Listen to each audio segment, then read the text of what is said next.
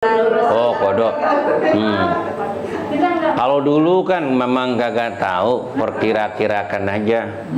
Pikiran kita kan nama orang head kan tidak wajib kodok yang namanya sholat, dininggalin sholat kecuali puasa. Tapi diteliti lagi ketika tulul mani wajawalul mani, kakala datang mencegah dia melaksanakan nah, jam berapa ketika waktu haid, apakah sudah masuk sholat atau belum. Nah, ibu perhatiin itu, Bu. Kadang putri kita, mantu kita nggak tahu tuh, Bu, hukum fikihnya, harus diingetin. Ibu, kalau gimana hukumnya kalau udah lupa, karena nggak sengaja, kagak tahu, wajib qadha. Wajib qadha kakala kita tak tahu. Perkirain aja, Bu. Perkirain aja. Sama seperti cicilan rumah. Wah, elah 20 tahun jalanin aja udah. Nanti lama-lama habis. Niat qadha, umpama sholat maghrib, sholli fardal maghribi salasa rakaatin mustaqbilal kiblati adaan qadhaan. Sebutin qadhaan. Jadi setiap kita masuk dulu kita terus kodok ya kita jalan gitu aja tiap hari ya? Tiap hari sebisanya. La yukallifullahu nafsan illa yang penting diperkirakan aja, Bu. Kadang-kadang kan kita sembahyang, insya Allah kita jaga ibadah puasa, ibadah sholat kalau memang kita lupa, diperkirakan aja, diperkirakan. Audio Jungle.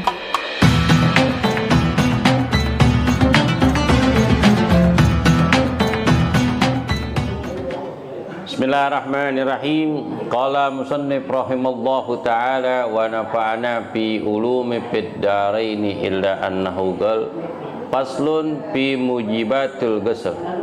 Pasal ini menerangkan di dalam wajibnya mandi. Yang kemarin kita bahas tentang apa? Urudul wudu, fardu-fardunya wudu. Yang kedua, hal-hal yang membatalkan wudu. Sekarang kita bahas faslun fi mujibatil ghusli.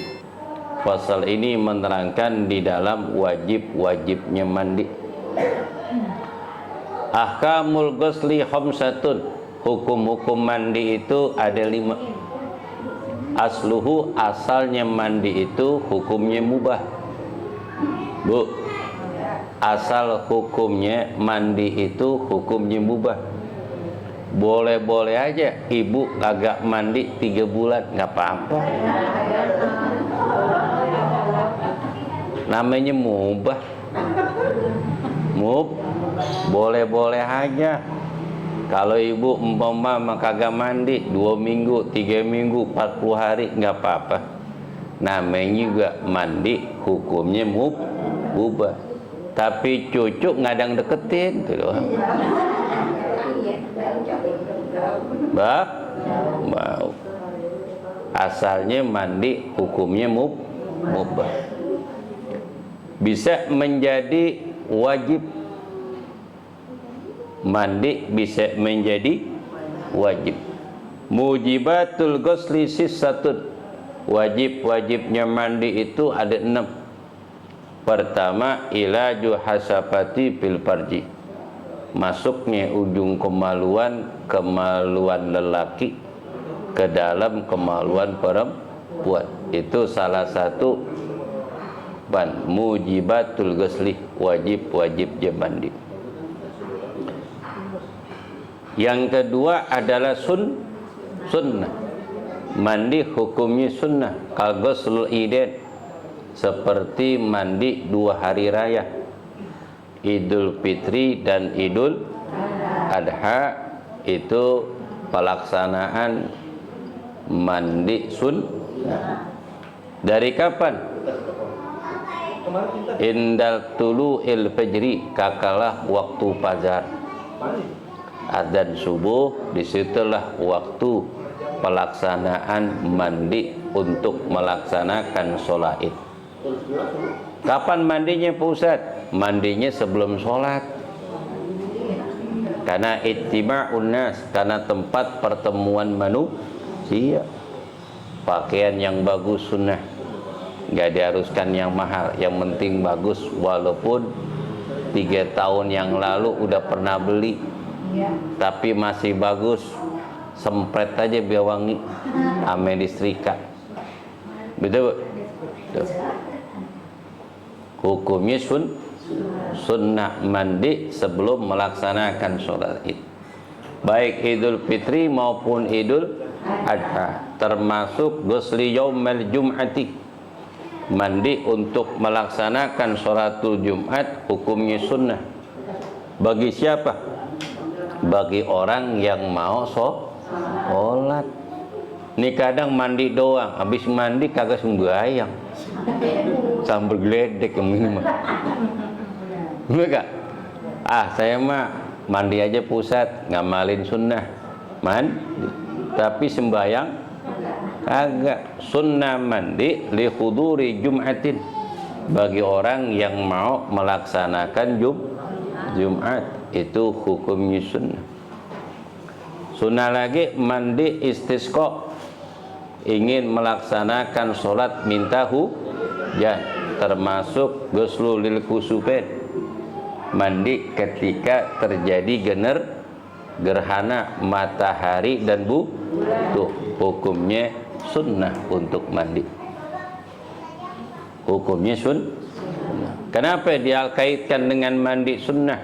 Dikarenakan buat ibadah.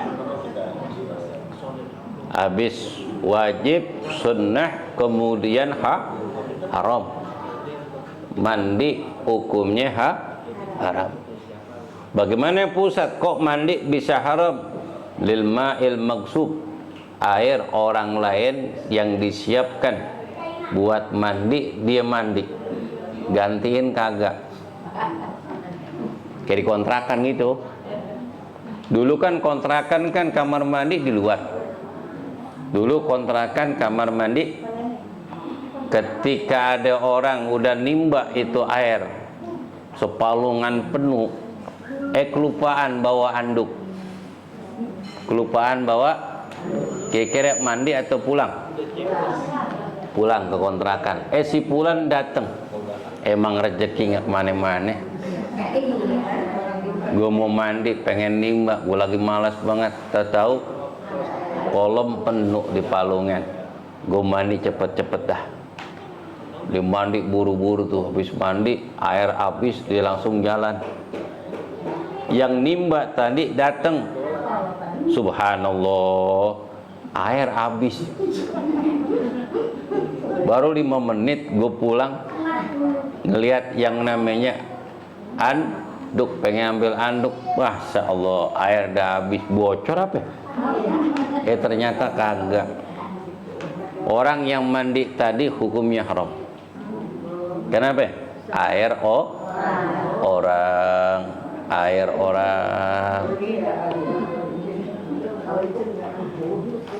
Termasuk ngambil air buat kebutuhan pribadi di air yang diwakafkan, musola atau masjid, pipanya dibolongin ke rumahnya dia. Pantesan air habis mulu, mesin air bunyi mulu, pantes koslet mulu, cepat rusak. Itu haram. Termasuk pengurus masjid, pengurus musola, giran datang ke masjid, motornya kotor, dibakal bersihin, dicuci tuh motor dengan air musola atau air masjid, hukumnya haram. Kenapa? Karena air disiapkan untuk berwudu bagi orang yang ingin sholat maupun ingin baca Quran. Dipersiapkan itu, dicuci motor, di mobil, hukumnya haram. Kenapa? Karena air wakaf, udah wakaf disiapkan buat bersuci orang yang ingin melaksanakan sholat. Yang keempat adalah makruh. Al-ma'ul, air yang dipakai buat mandi dipanaskan dengan cahaya matahari. Tuh makruh tuh. Apalagi pakai tempat seng. Ada iyeng itu ya. Dibakal mandi menyebabkan penyakit belang. Kenapa? Karena air dipanaskan dengan cahaya matahari bi'ina'in muntabikin, di tempat yang terbuat dari seng. Itu bahaya, bisa menyebabkan penyakit belang. Kalau orang belang jelek, Bu, orang kalau belang jelek, yang atau putih, yang atau hitam, cemong namanya. Kalau kuda, zebra belang cakep gak? Zebra cakep. Macan cakep gak belangnya? Kalau orang belang tuh salah satunya penyakit yang menyebabkan penyakit belang karena mandi air panas dengan cahaya matahari. Beda kalau mandi ke air anget, dipanasin di kompor tuh, Bu. Iya. Tapi mandinya jangan di atas kompor. Bakaran. Ambil tuh air, campur air anget, mandi dah ya, Bu. Kayak mandinya pengantin gitu. Kayak mandi orang dulu kan mandi pengantin kayak air anget. Kelamaan Mas. Air hangat. Kenapa mandi air hangat? Karena menjelang subuh masih dingin. Pengen sembahyang subuh. Oh, sekarang kan air hangat ada, tinggal pencet doang keluar. Alat udah modern. Mujibatul ghusli sittatun, wajib-wajibnya mandi itu ada 6. Pertama, ilaju hasafati fil farji, masuknya ujung kemaluan laki. Masuk ujung kemaluan laki fil farji, pada kemaluan perempuan. Itu hukumnya wajib mandi. Di dalam hadis Nabi besar Muhammad SAW meriwayat Sayyidina Aisyah radhiyallahu taala anha, qalat qala Rasulullah SAW, idza taqa khitatani aw masal khitanu khitan wajaba ghusluhu. Apabila telah bertemu dua kemaluan, hukumnya wajib mandi. Maksud bertemu ini bukan bertemu doang, benar-benar dimasukin. Itu ujung kemaluan hasafah. Apa Bu? Ini ngomong agak jorok dikit, tapi hukum fikih. Walaupun sebagian ibu-ibu laki udah nggak ada, biar inget laki.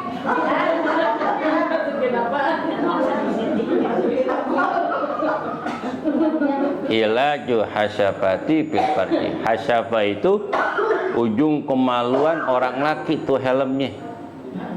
Kalau cuman mentok doang kagak masuk, Bu. Cuman nyentuh itu nggak wajib mandi karena nyentuh. Tapi kalau umpama nyentuh kemudian keluar, lain lagi. Manjur banget namanya nih. Tegangnya tinggi, hukumnya wajib mandi dengan sebab khurujul mani, keluarnya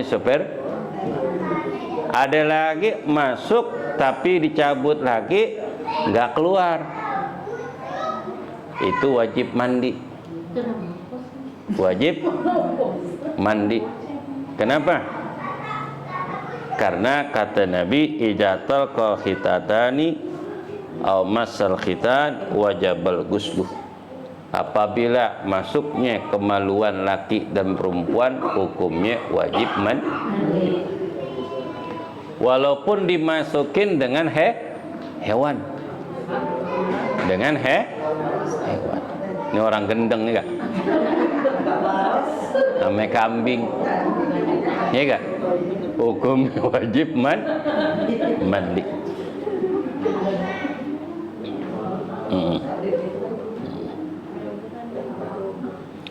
Wa fa'altu ana wa Rasulullah sallallahu alaihi wasallam faktasalna.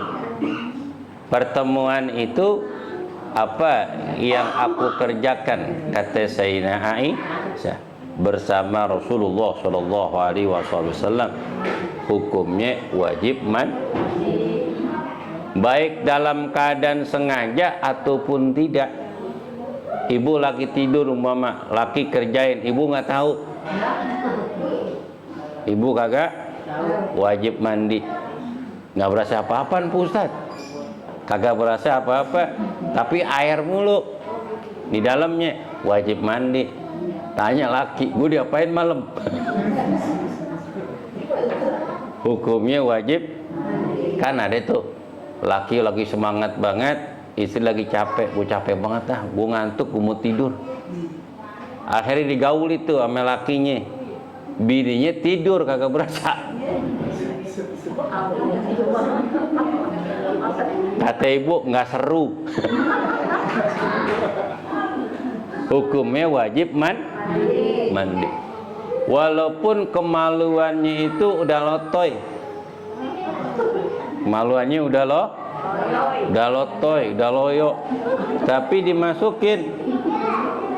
Ngerti? Nama udah kepengen tuh perempuan, punya laki udah habis tenaganya. Kepengenan masih ada, ya namanya manusia, namanya orang hukumnya wajib mandi. Hukumnya wajib mandi. Yang kedua, khurudul mani, keluarnya sperma, binaumin au ghairihi, keluarnya sperma itu dengan sebab tidur ataupun selain tidur. Karena itu orang tidur, atau keluar spermanya, wajib mandi.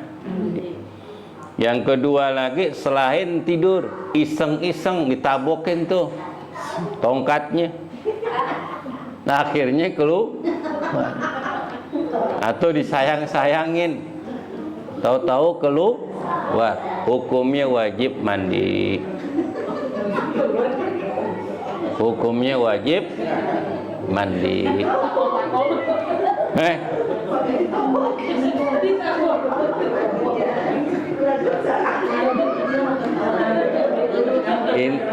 Ini kata sindiran, Bu.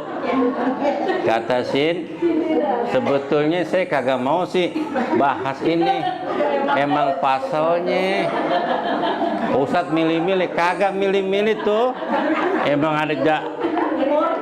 emang ini bukan porno, memang hukum fikih harus disampaikan mungkin kepada anak ibu yang belum ngerti atau mantu yang kagak tahu. Kan ada orang kagak tahu, udah berkeluarga, udah punya anak 7 tapi nggak tahu niat mandi.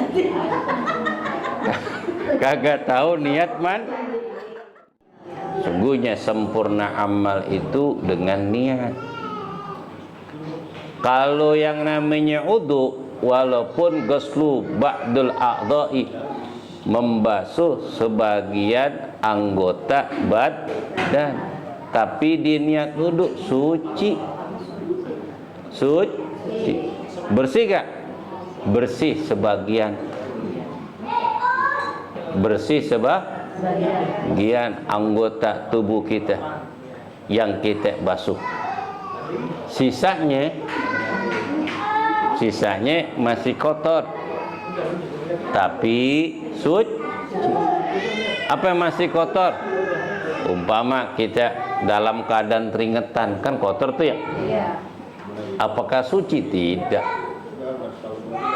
masih kotor. Kalau dia niat wudu, maka walaupun dibasuh sebagian anggota tubuhnya, maka hukumnya suci, boleh sholat, boleh baca Al-Quran.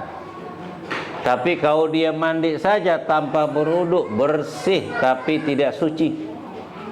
Kenapa? Karena nggak berwudu. Walaupun dinyelam di empang, nyelam dia kolam berenang, tapi dengan niat wudu, maka tetap di dalam keadaan berhadas. Yang kedua, khurujul mani, dengan sebab keluar sperma, dengan sebab tidur ataupun selain tidur. Diusap-usap, ibu, airnya keluar spermanya, hukumnya wajib mandi, baik dipegang dengan dirinya sendiri ataupun orang lain. Hukumnya wajib mandi kalau keluar spermanya. Yang ketiga, al-haidu, dengan sebab haid. Dengan sebab ibu haid selama 10 hari ataupun seminggu.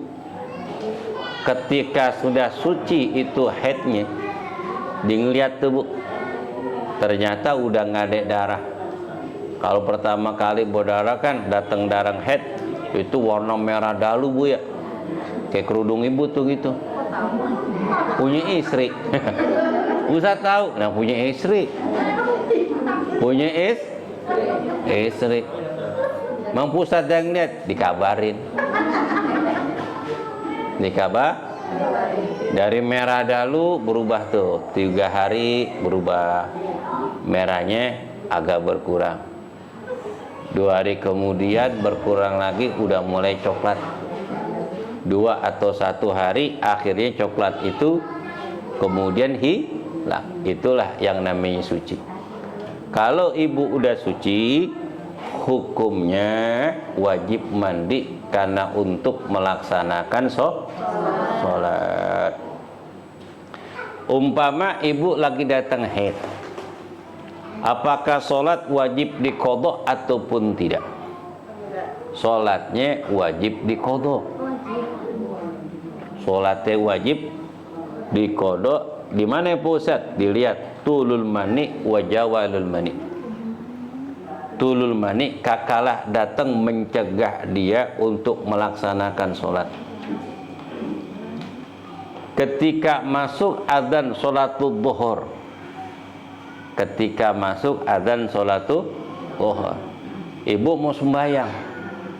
Ketika mau sembahyang tiba-tiba keluar darah haid, darah bulanan. Berarti ibu haram untuk melaksanakan sholat karena datang bulan. Tapi ibu wajib qadha. Apa yang diqadha? Tadi sholat zuhur yang ibu nggak sholat. Kenapa? Ketika haid sudah masuk waktu cuman 1 waktu aja, sholat zuhur yang tadi, karena sudah masuk waktu sholat. Nanti kita ngelihat biasa haid berapa hari? 6 hari, ada yang 7 hari, ada yang 1 minggu. Kakala di akhir waktu haid, dilihat waktu suci jam berapa, sudah masuk sholat apa ya. Umpama sucinya itu di penghujung waktu sholatul asar, 15 menit lagi mau azan maghrib, berarti kan masih ada waktu tuh bu. Ibu suci, kan ibu mandi. Orang perempuan mandi nggak cukup 15, apalagi rambutnya panjang. 15 menit cukup gak? Kalau orang laki mah cepet, apalagi rambutnya pendek. Gusrak juga kelar. Tahu gusrak? Udah, guyur kayak sabu tetap udah selesai 5 menit, kelar. Kalau orang perempuan lama, kenapa ya? Perabotannya banyak. Rambutnya panjang, belum disampuin, belum diinin, macam-macam. Akhirnya nggak keburu waktu sholat. Selesai sholat, azan Maghrib. Berarti ibu ninggalin sholat 2 waktu yang wajib qada. Pertama, kakala awal pemulaan waktu haid sudah masuk waktu sholat doh. Ibu kan belum sholat ini, baru pengen Yang kedua, ketika suci masih ada waktu sholat, berarti wajib qada berapa? 2 waktu, zuhur ame asar, 2 waktu aja, sisanya nggak wajib qada karena lagi datang halangan. Beda dengan puasa. Puasa wajib qada. Kenapa? Karena masa waktunya panjang untuk mengqadanya. Tapi kalau waktu haid kan bulanan, berarti ngeberatin untuk mengqada salat kecuali awal dan permulaan ketika waktu haid itu diperhatikan. Kalau umpama haid jam 9 enak Bu ya. Pagi mau sembahyang sunnah, melaksanakan sholat duha, tiba-tiba datang bulan, berarti nggak wajib itu, karena waktu zuhur masih panjang. Pas malam, habis isya jam 8 tiba-tiba kering, nggak keluar darah haid di akhir, berarti ibu wajib mandi kemudian sholat isya, berarti nggak ada qada. Tidak ada qada. Pertama, kakak datang bulan belum masuk waktu sholat. Yang kedua, ketika suci masih ada waktu dia bisa melaksanakan ibadah sholat, berarti nggak wajib qada. Jadi ibu perhatiin qadanya yang namanya sholat kakala permulaan waktu haid dan di akhir. Apakah sudah masuk waktu sholat ataupun tidak? Jadi diperhatiin Bu. Ini kadang-kadang perempuan nggak wajib pusat qada, tapi dilihat dulu awal permulaan dan di akhir. Tuh begitu. Yang keempat, wan nipasu, nipas. Ketika perempuan telah datang haid, hukumnya tidak wajib puasa dan tidak wajib sholat. Andai kata sudah masuk waktu sholat, maka hukumnya wajib qada karena dia belum melaksanakan sholat. Niatnya nawaitul ghusla li hadasil haidi fardhon lillahi ta'ala. Aku niat melaksanakan mandi wajib daripada haid karena Allah. Wan nipasu dan nipas. Nipas ame haid beda. Haid itu damun jibilatun, darah yang kental dari rahim seorang ibu ala sabili sihati, dalam keadaan sehat. Dalam keadaan sehat. Istilah kata darah yang keluar adalah darah penyakit. Ada 2 manusia di alam dunia yang nggak pernah haid. Cuma berapa? 2 orang wanita dari putri Nabiullah Adam yang ada di dunia nggak pernah haid. Pertama Sayyidatina Maryam, yang kedua Sayyidah Fatimah Zahra binti Rasul sallallahu alaihi wasallam, putrinya Nabi yang bernama Fatimah.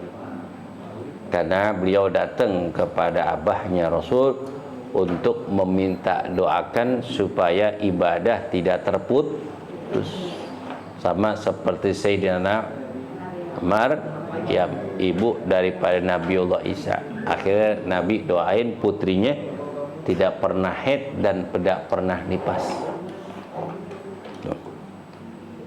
Kalau wanita haidnya nggak haid ataupun haidnya cuman sebentar, berarti masa sucinya panjang. Lakinya girang mati dah. Alhamdulillah. Wan nipasu dan nipas. Apa nipas? Damun yakhrudu ba'dal wiladah. Darah yang keluar sesudah melahirkan. Walau alaqatan, walaupun dengan cara guguran, belum waktunya. berupa darah aja, hukumnya wajib mandi. Hukumnya wajib mandi. Ataupun lahir orang selahir tapi belum berbentuk, baru gumpal daging doang, tetap hukumnya wajib mandi. Wiladah, karena sudah melahirkan. Kalau nifas itu adalah darah yang keluar sesudah melahirkan. Kalau melahirkan, ketika melahirkan seorang bayi, hukumnya wajib mandi. Kalau di rumah saya tuh biasanya 24 jam. Umpama si Pulana lahir waktu pagi, sore udah bisa turun tuh, langsung mandi. Tuh. Begitu gak nifas, paling sedikitnya nifas lah dotun, cuman sebentar. Paling sedikitnya nifas. Sama seperti Sayyidatina Maryam ketika lahir Nabiullah cuman sebentar. Sama seperti Fatimatul Zahra bintir Rasul, kakal melahirkan Hasan Husain itu cuman sekejap. Ketika keluar tuh bayi, beliau mandi kemudian melanjutkan ibadah. Ini wanita-wanita pilihan Allah Subhanahu wa taala. Sedangnya waktu nifas itu arba'ina yauman, 40 hari. 40 hari. Paling lama syahrain, yakni 60 hari. Betul gak, Bu? Paling sedangnya umumnya wanita-wanita yang nifas adalah 40 hari. Orang dulu kalau lagi nifas, apalagi udah mau habis nih nifas, masa nifasnya, Bu, ya, udah 40 hari, itu pakai apaan tuh, Bu? Angkin. Pakai bulat tuh tiang tuh melintir. Biar apa? Biar langsing, biar sempit, biar lakinya girang. Tuh pakai angkin. Percuma kalau pakai angkin, kalau makannya sepiring setengah mah gemuk-gemuk juga. Iya gak? Emang orang dulu kan kalau habis melahirkan kan kurus, Bu, ya. Tuh, karena menjaga postur tubuhnya jangan sampai gemuk. Itu orang dulu, Bu, demen langsing. Kalau orang sekarang mah gede-gede banget.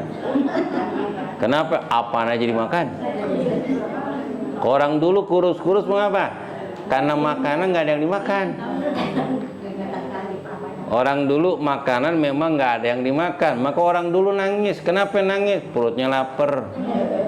Karena nggak ada yang makanan yang dimakan, makanya nangis. Orang sekarang disuruh makan nangis. Kenapa? Ogah makan. Itu makanan udah disiapin, apa aja disuruh makan, tapi kagak doyan. Milih-milih.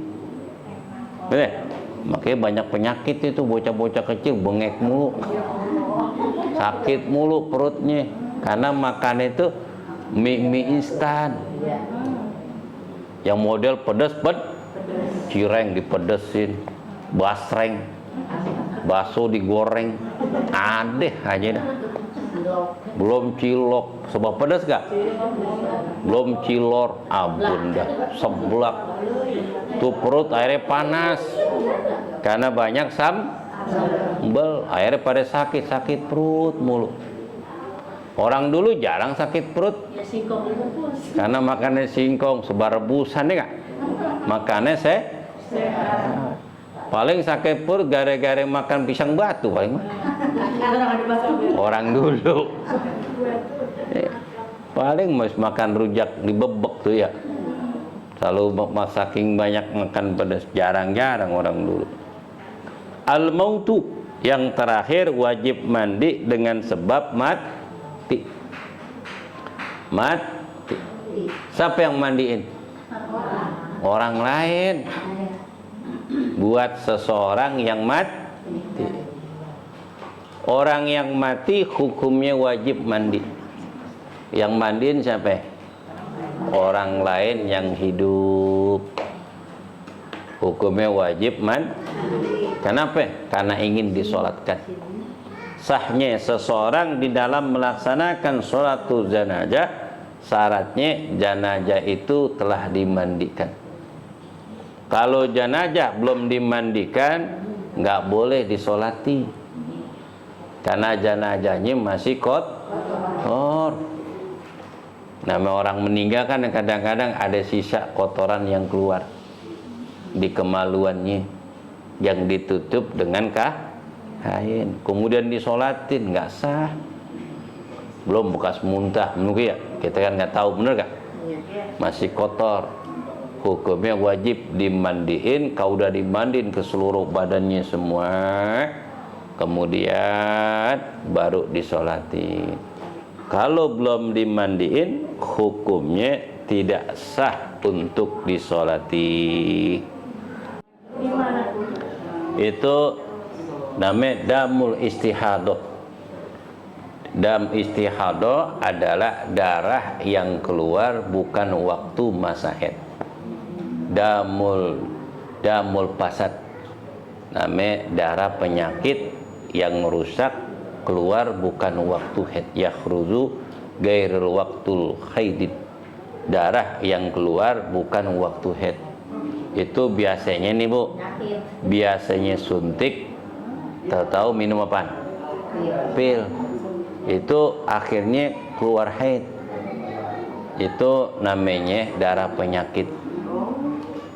Harus konsultasi ke dokter, ke bidan. Akhirnya bidan mengatakan, udah nggak usah pakai suntik. Kau udah biasanya apa? Pil KB. Udah biasa suntik, pakai suntik. Itu hukumnya mubah KB Bu. KB hukumnya boleh-boleh saja. Boleh-boleh saja. Nggak haram Bu. Bukan haram. Nggak apa-apa. Ini untuk mencegah supaya jangan terlalu banyak anak lahir. Akhirnya nggak kurus. Ya seenggak-enggaknya ada jarak. Ada kecuali orang dulu anaknya 12, 14. Kenapa? Memang nggak ada kerjaan lagi. Yang dilihat bininya mulu. Sekali langkain punya anak. Saya langkain bunting. Zaman dulu kagak ada yang namanya dokter. Nggak ada alat KB. Kalau sekarang mah udah ada alat KB. Bukan berarti kita memutuskan nasal anak keturunan kita, karena kita kepengen anak ini terurus dan terjaga dan terdidik. Betul gak? Kalau anak sekarang mah jangan banyak-banyak, punya anak 3 aja, 4, ya gak? Kayak saya nih 4 dah ditargetin.